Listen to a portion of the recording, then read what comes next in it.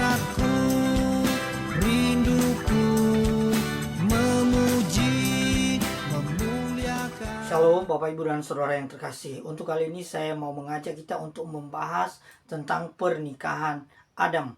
Jadi dalam pernikahan Adam ada banyak pandangan yang muncul. Saya juga sendiri heran ya. Ada yang mengatakan bahwa Adam itu telah menikah sebelum dia menikah dengan Hawa. Jadi Adam telah menikah dengan perempuan lain yang diciptakan Allah yang gagal.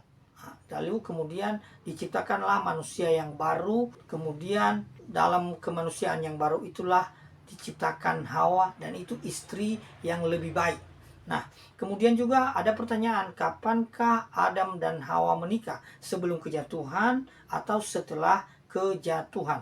Untuk menjawab pertanyaan ini, saya mau kemukakan dulu bahwa ada pandangan yang menganggap bahwa Adam telah menikah dengan perempuan lain sebelum memperistrikan Hawa. Mereka beranggapan bahwa Hawa baru diciptakan, kalau kita lihat di dalam pasal 2, setelah diciptakannya Taman Eden, setelah diciptakannya pohon-pohon dalam taman itu, dan bahkan setelah diberikan perintah larangan tentang jangan memakan buah pohon pengetahuan yang baik dan yang jahat. Namun sebelumnya di pasal 1 ayat 28, Allah telah memberkati pernikahan Adam. Tentu dalam pandangan ini bukan dengan Hawa, karena Hawa belum diciptakan, tetapi dengan perempuan lain. Nah, saya coba bacakan ayatnya bagi kita yang mereka sebut-sebut itu. Allah memberkati mereka, lalu Allah berfirman kepada mereka, beranak cuculah dan bertambah banyak, penuhilah bumi dan taklukkan itu, berkuasalah atas ikan-ikan di laut dan burung-burung di udara dan binatang-binatang di bumi. Ini ayat yang merupakan dasar bagi mereka di dalam Kejadian pasal 1 ayat 28. Sementara Hawa baru diciptakan di dalam pasal 2 ayat yang ke-21 sampai dengan ayat yang ke-25. Saya coba bacakan ayatnya bagi kita. Lalu Tuhan Allah membuat manusia itu tidurnya. Ketika ia tidur, Tuhan Allah mengambil salah satu dari rusuk daripadanya, lalu menutup tempat itu dengan daging. Dan dari rusuk yang diambil Tuhan Allah dari manusia itu, dibangunnyalah seorang perempuan, lalu dibawanya kepada manusia itu. Lalu berkatalah manusia itu, inilah dia tulang dari tulangku dan daging dari dagingku. Ia akan dinamai perempuan, sebab ia diambil dari laki-laki. Sebab itu seorang laki-laki akan meninggalkan ayahnya dan ibunya dan bersatu dengan istrinya, sehingga keduanya menjadi satu daging. Mereka keduanya telanjang, manusia dan istrinya itu, tetapi mereka tidak merasa malu. Ingat, di situ disebut bahwa manusia dan istrinya itu. Jadi pertanyaan kapankah mereka menikah sudah disebutkan sebagai istrinya, berarti mereka sudah menikah sebelum kejatuhan. Jadi kalau ada pertanyaan kapankah Adam dan Hawa menikah, sebelum kejatuhan atau setelah kejatuhan?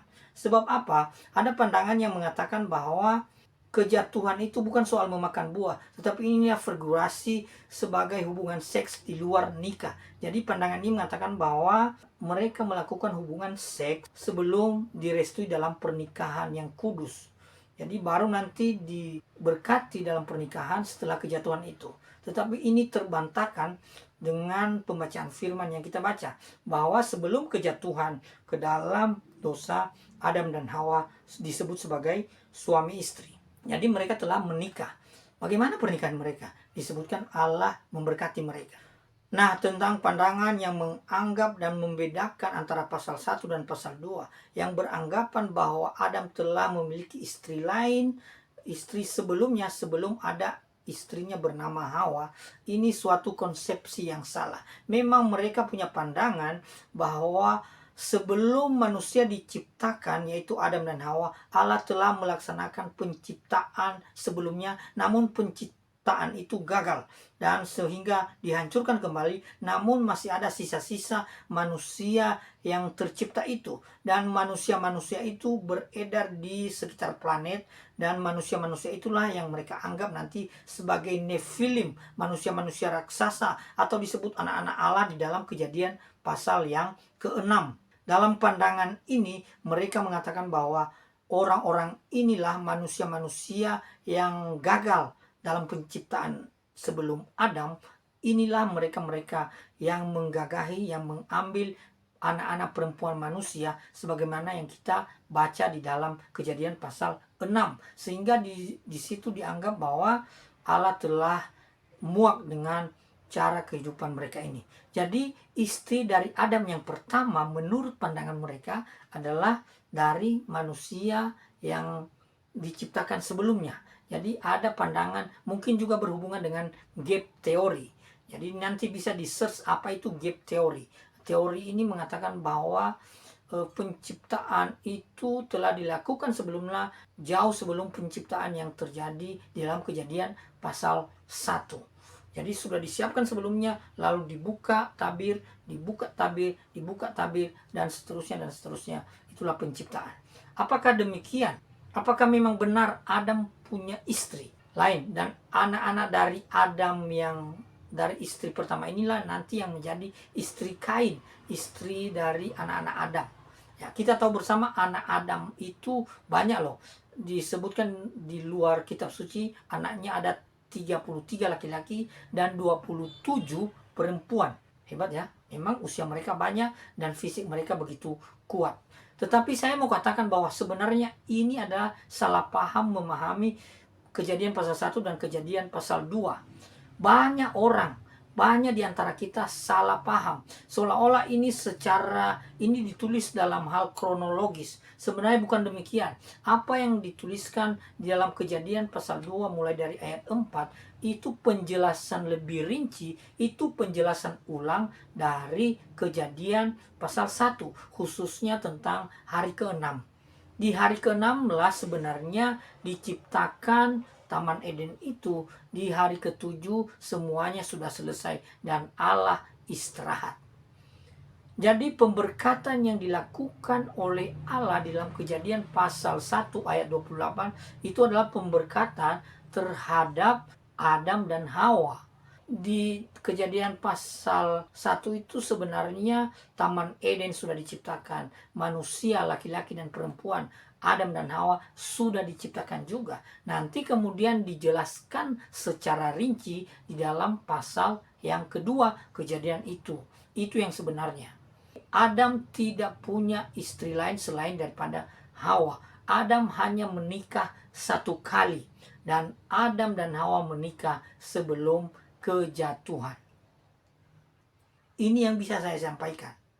Sesungguhnya pernikahan Adam dan Hawa adalah suatu anugerah Allah, suatu karunia Allah yang pantas, yang baik untuk dinikmati. Secara umum, banyak para sarjana teologi mengungkap ada 3 R tujuan pernikahan yang diberikan oleh Allah. Jadi sesungguhnya Allah mendirikan lembaga yang kudus di hadapannya, yaitu keluarga. Dan untuk membentuk lembaga ini, dia memberkati manusia dalam pernikahan. Nah, jadi ada 3 tujuan pernikahan yang disiapkan oleh Allah, yang disingkat dalam 3 R. R yang pertama adalah reunion, R yang kedua adalah restorasi, dan R yang ketiga adalah regenerasi. Jadi R yang pertama reunion disebutkan di dalam kitab suci, tidak baik kalau manusia itu seorang diri. Manusia itu butuh penolong, Pak, yang sepadan dengan dia. Jadi yang mengatakan tadi bahwa Adam telah menikah sebelumnya, tidak. Sebab di dalam pasal 2 disebut dia hanya sendirian. Maka Allah menciptakan penolong bagi dia supaya mereka bersatu, saling mengasihi, kemudian saling menolong, saling mengisi, saling melengkapi, dan bersama-sama memuji, memuliakan Tuhan. Itu tujuan pernikahan. Yang pertama, reunion. Yang kedua adalah restorasi. Pernikahan itu adalah anugerah Allah. Pernikahan itu adalah karunia Allah untuk dinikmati, yaitu seksnya itu. Jadi ada di dalamnya ada seks. Pertama-tama untuk saling mengekspresikan kasih, untuk bisa saling mengasihi. Jadi saya punya kasih, saya ekspresikan, saya tujukan kasih itu kepada pasangan saya. Demikian pasangan saya, dia memiliki kasih, dia ekspresikan, dia tujukan kepada saya. Dan bersama-sama kasih itu ditujukan kepada Allah. Dan di dalamnya ada kenikmatan yang luar biasa, yaitu ada seks yang diberikan oleh Allah. Jadi seks itu pertama-tama bukan untuk reproduksi atau regenerasi. Seks itu sebagai anugerah Allah untuk dinikmati. Jadi kalau kami di kampung dulu punya prinsip anak-anak muda, lebih baik membujang daripada menikah. Kenapa? Kalau menikah itu terikat. Namun kalau membujang itu bebas. Namun sesungguhnya saya mau katakan, saya temukan kebenaran bahwa menikah jauh lebih baik daripada membujang. Dalam kitab Pengkhotbah disebutkan lebih baik berdua daripada sendirian. Sebab badan mereka akan menjadi panas, dan seperti yang saya sebutkan tadi, saling berbagi, saling melengkapi, saling menolong, dan kemudian bersama-sama memuliakan Tuhan. Jadi Bapak Ibu, pernikahan itu adalah anugerah Allah. Kemudian yang ketiga adalah regenerasi. Jadi supaya beranak cucu dan bertambah banyak dan ada keturunan-keturunan lebih lanjut. Coba kita bayangkan kalau tanpa pernikahan, tanpa beranak cucu, berarti manusia akan, ini pun mandat dari Allah seperti yang kita bacakan tadi. Beranak cuculah dan bertambah banyak, penuhilah bumi dan taklukkanlah dunia. Dalam pengertian melestarikan dunia. Ini pun mandat budaya. Jadi kita melaksanakan mandat budaya itu dalam kapasitas sebagai lembaga yang didirikan oleh Allah, yaitu keluarga. Jadi kita tidak melakukannya sendiri, sebenarnya kita melakukannya di dalam bersama-sama dengan keluarga dan anggota keluarga kita. Jadi kita lihat di sini bahwa Allah menghendaki pernikahan itu dalam 3R, yaitu reunion, yang kedua restorasi, dan yang ketiga regenerasi. Baiklah kita melaksanakan kehendak Allah itu. Kita nikmati anugerah Allah, suami istri, pasangan-pasangan yang sudah menikah. Kita perbaiki lagi hubungan kita. Kita bisa saling melengkapi, saling mengisi, saling mengingatkan, saling menasihati, saling menguatkan, dan bersama-sama kita memuliakan Tuhan. Bagi yang belum menikah, ada keinginan untuk menikah, itu sesuatu hal yang baik. Ya, itu sesuatu hal yang dikehendaki oleh Allah. Demikian yang bisa saya bagikan. Biarlah hidup kita memuliakan Tuhan dalam pernikahan. Biarlah kehidupan pernikahan kita, biarlah kehidupan keluarga kita, kita memuliakan Tuhan, kita mengasihi Tuhan, dan seumur hidup kita bersama-sama melayani Tuhan. Haleluya. Amin. Hidup hasratku, rinduku, memuji, memuliakan, berjalan bersamamu selamanya.